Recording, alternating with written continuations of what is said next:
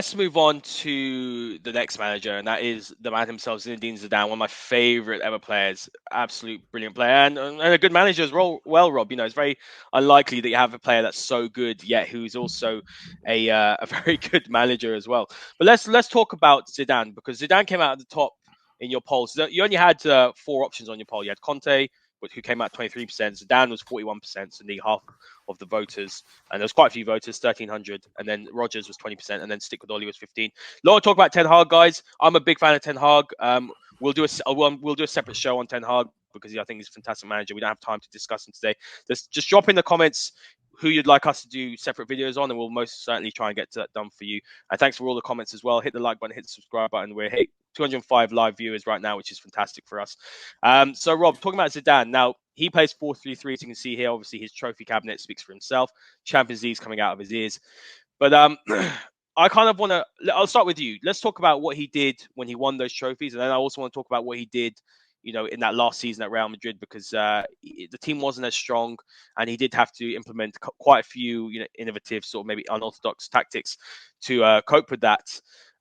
So yeah, let's discuss what worked so well for him, because for me, what stood out for me was the midfield, obviously, of Toni Kroos and Modric. And then you had the fullbacks, Marcelo and Carvajal, who in 3 seasons that they won the Champions League in a row, they had, I think, 20 assists between them, which is pretty staggering. Yeah, I must admit, when we talk about Zidane, I don't particularly want to talk about his individual players at Real Madrid. It's a different project. It's a different set of circumstances. You can certainly lean on the Varane factor and the Ronaldo factor, obviously being 2 parts of that football club who are now part of our football club. So we can kind of look at them. But I'm more interested about shape. So you can see here that he primarily plays 4-3-3. That's the system he likes to play.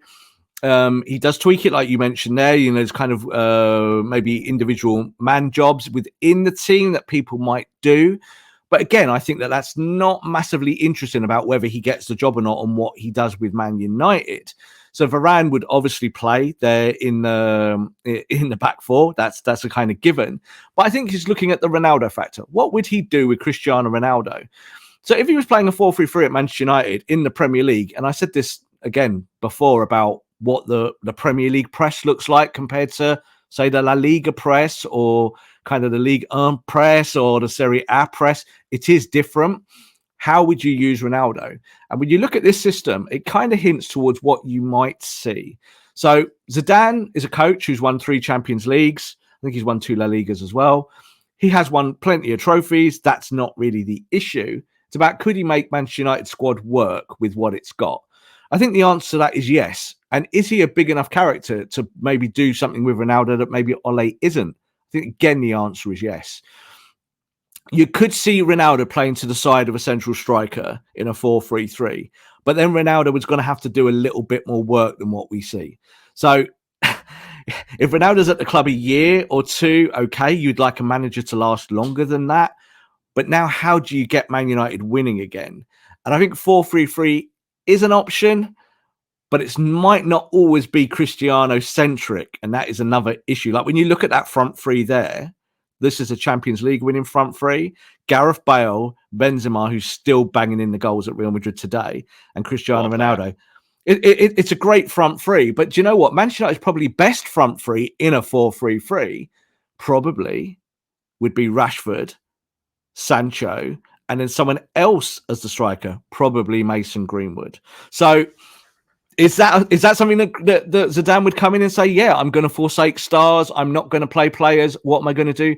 How do you play Bruno Fernandes then? What do you do with Cristiano Ronaldo? Does Cavani even get a game ever again? There's lots of questions to ask when you change the system that dramatically. And I think that's the more interesting point when you talk about Zidane. Yeah, absolutely. I think managing the egos is a big thing, Rob. Managing big stars. He did that with aplomb at Real Madrid. And I think you look at this Man United squad, it's got that. You also got to think about looking forward. Paul Pogba's desperate to play for Zinedine Zidane. He's made no bones about it. Ronaldo would obviously probably want to play for him again. Varane has played for him. So Martial's there as well. I think he's out the door. But, there are these players that would probably love to play for Zinedine Zidane. So a lot of chat about Enrique. I'm a big fan of Luis Enrique. But I remember hearing that his salary is 17 million a year. So I believe he's one of the highest paid coaches. I really like Enrique. I loved what he did at Barcelona. Spain's played some great football, and they haven't got a lot of talent. But we'll do a separate video on Enrique. But Rob, let's sort of talk about Zidane's team out of possession, because United are non-existent out of possession, right? They're not a pressing side, but Real out of possession last season, in Zidane's last season, they were 4-5-1 out of possession. So they pressed with Benzema at the top. Ronaldo can't probably do that job, can he? If Ronaldo's going to play number 9, so you would probably see someone like Mason. You also did see that he went to the 4-4-2 without the ball as well, pressing as well with 2 men up top. Creating very little space between the lines, and I think that sort of structure without the ball is what I want to see from the next Manchester United manager, or from Ole Gunnar Solskjaer if he's still in the job. That's one of the things actually that frustrates me the most, is when you see all the other top sides that are doing that. Man United without the ball are so disjointed, and they don't do that, the basics right. So are you more of the view that you want to see a Conte who are maybe a bit more passive, or do you want to see a Zidane sort of side where they will go and press, and we'll go and try and win the ball higher up the pitch? I don't think Conte's system is passive at all. Just this, I think Well, really. I think it's I disagree with that. It's totally. Like you kind of look at the systems, yeah, and what they do. So just because a team presses doesn't mean that they are more aggressive. So it's a balance. It's a balance between, like you just said there, United out of possession are really poor. I think United are really poor in possession. Really poor in possession. The first issue is, how do you pass the ball? Man United can't pass the football.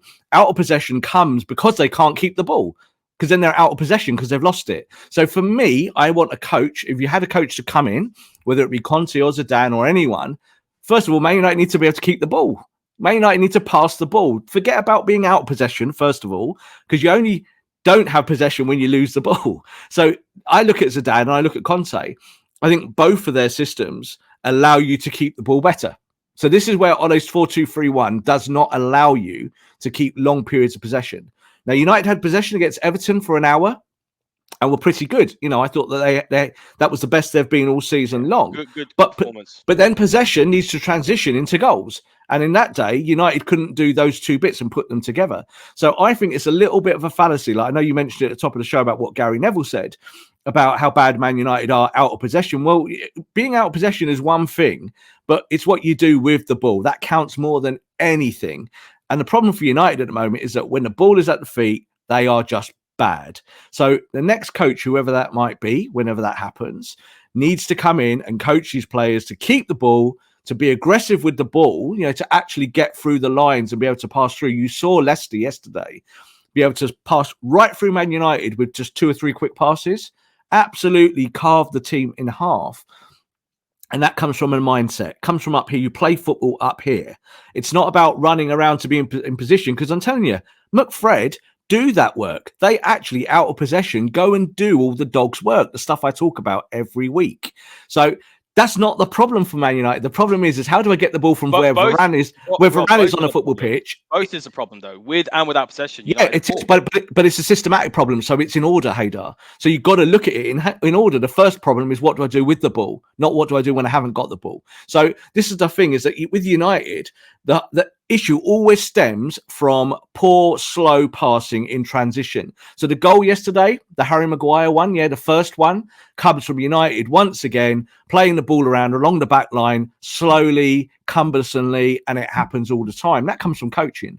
Then you see the ball go through the midfield. You've got Paul Pogba. Paul Pogba wants 12 touches in the double pivot. You can't do that. That's Paul Pogba's fault. But that's Ole's fault. Ole knows that that's what that player does in that position. So all of these things stem from a starting point. The rest of it is then shape. The rest of it then is out of possession, what you do then. But you can't get that bit right, Haider, if you're getting the other bit wrong. You've got to fix the first bit, which is how dangerous you are with the ball at your feet. Leicester showed it yesterday. Jamie Vardy is not a player who has the ball at his feet a lot. Jamie Vardy runs lines and works players. That's his job as a striker. Now, if you have a system that does that, everyone else can back it up. We've got Cristiano Ronaldo. That is never going to happen with Cristiano Ronaldo. So as you mentioned there, Mason would probably do that job for us with another coach. But then what do you do with Cristiano Ronaldo? He's not going to sit on the bench ever. You're going to have to play him. So that's a systematic issue. So I look at it from the starting points and the end points. And I think United are getting the whole of the starting point wrong. It's not necessarily the out of possession that's the issue; it's the in possession, and it starts from that moment.